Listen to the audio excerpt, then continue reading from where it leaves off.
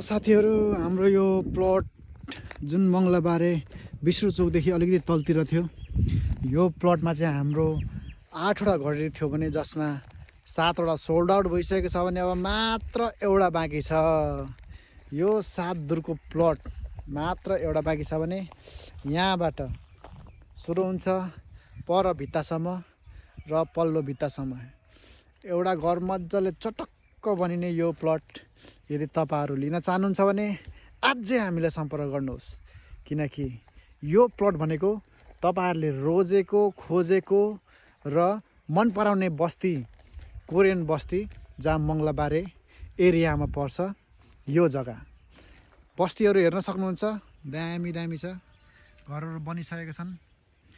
यहाँदेखि सुम्निया पारुहाङको मूर्ति बनिसकेपछि त्यहाँनेरि ट्याक्क देखिन्छ भने यो डाँडा भनेको गोर्खा पार्क हो, जुन ब्रिटिसहरुले त्यहाँ ठुलो पार्क बनाउनु हुँदैछ।